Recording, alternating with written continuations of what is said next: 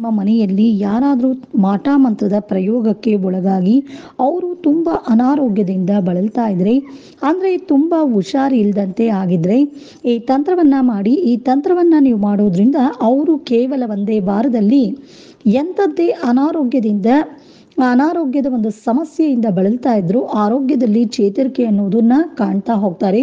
ನೀವು ಈ ತಂತ್ರವನ್ನು ಮಾಡೋದಕ್ಕೆ 3 ನಿಂಬೆ ಹಣ್ಣನ್ನು ತಗೋಬೇಕು. 3 ನಿಂಬೆ ಹಣ್ಣನ್ನು ತಗೊಂಡು 3 ನಿಂಬೆ ಹಣ್ಣಿನ ಮೇಲೆ ಅನಾರೋಗ್ಯದಿಂದ ಯಾರು ಬಳಲ್ತಾ ಇರ್ತಾರೆ ಅವರ ಹೆಸರನ್ನ ಬರಿಬೇಕು.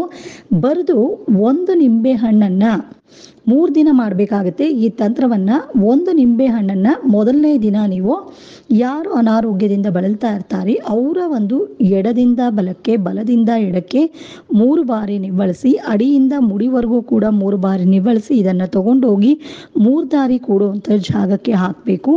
ಇದನ್ನು ರಾತ್ರಿ ಸಮಯದಲ್ಲಿ 7ರಿಂದ 12 ಗಂಟೆ ಒಳಗೆ ಯಾವ ದಿನ ಬೇಕಾದರೂ ಮಾಡ್ಬೋದು. ಈ ರೀತಿಯಾಗಿ ಮೊದಲನೇ ದಿನ, 2ನೇ ದಿನ, 3ನೇ ದಿನ ಮಾಡಬೇಕು. ಮತ್ತು ಇದರ ಜೊತೆಗೆ ಅಮಾವಾಸ್ಯೆ, ಹುಣ್ಣಿಮೆ, ಭಾನುವಾರದ ದಿನಗಳಲ್ಲೂ ಸಹ ನೀವು ಈ ಒಂದು ತಂತ್ರವನ್ನು ಮಾಡಿದರೆ ಎಂಥದ್ದೇ ಅನಾರೋಗ್ಯದಿಂದ ಯಾರೇ ಆಗಲಿ ಬಳಲ್ತಾ ಇದ್ರು ಅಂಥವರು ಆರೋಗ್ಯದಲ್ಲಿ ಚೇತರಿಕೆ ಅನ್ನೋದನ್ನು ಕಾಣ್ತಾರೆ. ಆರೋಗ್ಯ ಸರಿ ಹೋಗ್ತಾ ಬರುತ್ತೆ. ಮಾಡಿ ನೋಡಿ, ಖಂಡಿತ ಒಳ್ಳೆಯದಾಗುತ್ತೆ.